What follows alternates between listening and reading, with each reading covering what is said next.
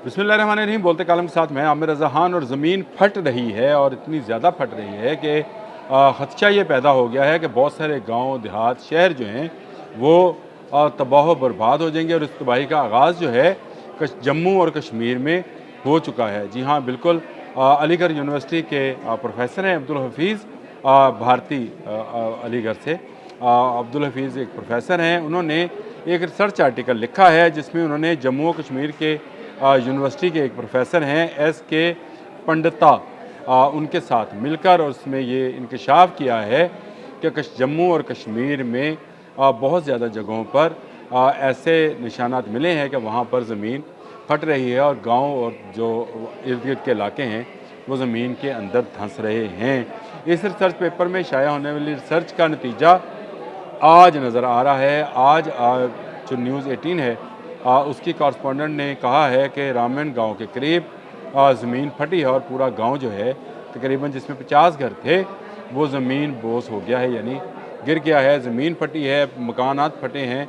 और ये उनका कहना यह है कि ज़मीन का हाइड्रोस्टेटिक सिस्टम जो है वो डिस्टर्ब हुआ है इतनी ज़्यादा बारिशों के बायस और इतनी ज़्यादा सैलाब के बायस, यानी पानी की मकदार जो है मिट्टी के अंदर ज़्यादा हो गई है, जिसका ज़्यादा होना इस बात का बायस बनता है कि पहाड़ों पर ज़्यादा लैंडस्लाइडिंग्स होती हैं और पहाड़ों के साथ साथ बसने वाले गांव देहात जो हैं उनकी ज़मीनें जो हैं फट कर अंदर धंस जाती हैं।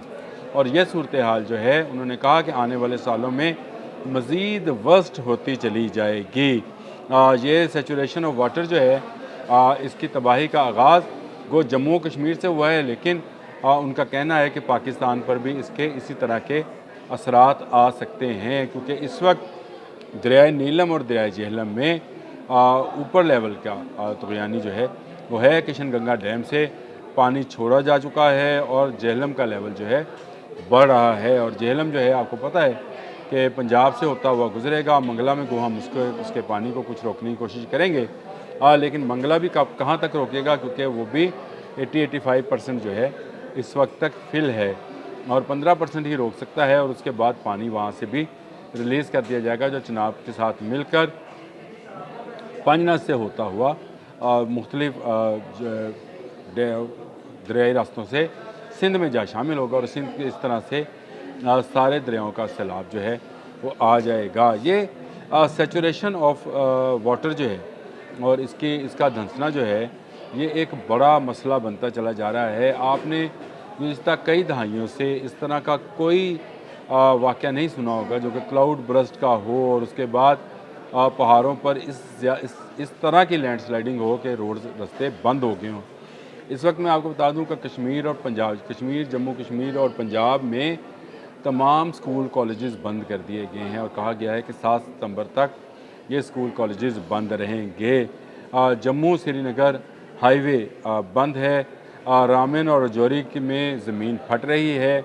ये उसी रिपोर्टर के बकौल है, जिसकी आज क्योंकि हम वीडियो लगा नहीं सकते हैं, लेकिन उन्होंने बताया और उन्होंने कहा कि झेलम में पानी हर आने वाले घंटे में बढ़ रहा है। परनोट गांव है जिसका मैं जिक्र कर रहा था आपसे कि वो उसके 50 घर जो हैं वो चले गए हैं। इस आर्टिकल का जो पूरा आर्टिकल छपा है वो मैंने उसका लिंक दे दिया है। अगर आप देखना चाहें तो वहाँ जाकर इस रिसर्च पेपर को पढ़ भी सकते हैं।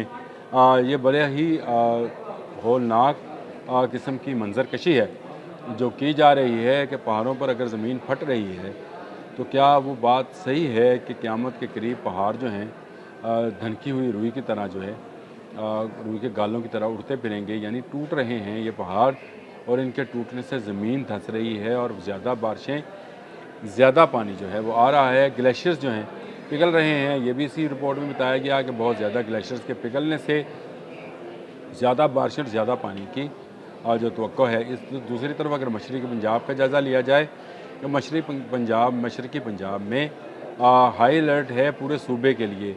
वहाँ के जो वज़ीर आला हैं उन्होंने पूरे सूबे को सैलाब ज़दा करार दे दिया है और सही किया है, क्योंकि उनके 9 डिस्ट्रिक्ट जो हैं वो तो पहले से ही रेड पे थे, यानी रेड निशान लगाया गया था और बाकी के 8 पर जो था वो ऑरेंज था।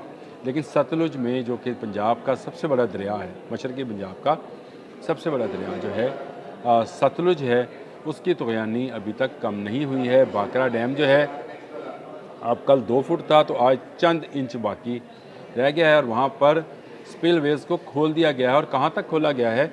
8 फुट तक खोला गया है। यानी जो स्पिलवेज़ खोले गए हैं उनमें से ज़्यादा पानी की मिक़दार बाहर आए।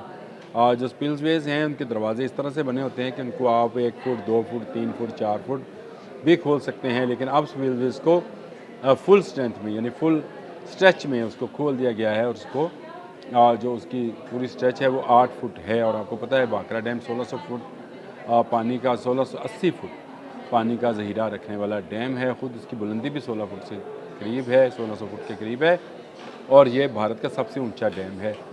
इस वक्त इसको बचाने के लिए तमाम स्पिलवेज़ खोल दिए गए हैं और अगर मज़ीद बारिशें होती हैं इसके कैचमेंट एरिया में जहाँ पानी आएगा, दूसरी तरफ रंजीत सागर डैम भी अपनी जो मकदार है उसको पूरी कर चुका है और अब जो भी पानी आएगा वो रावी में आएगा। और रावी में मैंने कल भी आपको बताया था कि रावी के जो है जोधपुर में जो इसके लिए रोकने के लिए जिन्होंने डिस्ट्रीब्यूटरी बैराज बनाया था उसके 4 गेट टूट चुके हैं।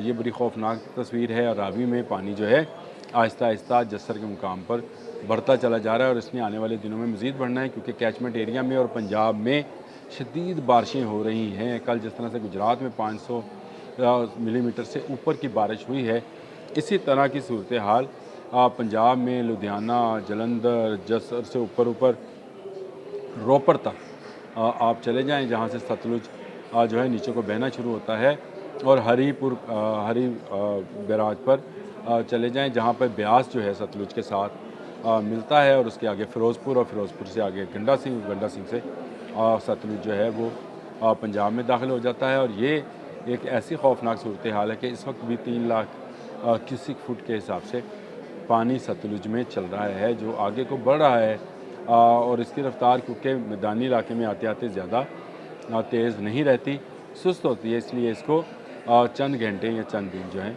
या चंद आप समझे चंद घंटे लगते हैं और इसमें इसी का वक्त है कि इस वक्त भी तैयारी कर ली जाए।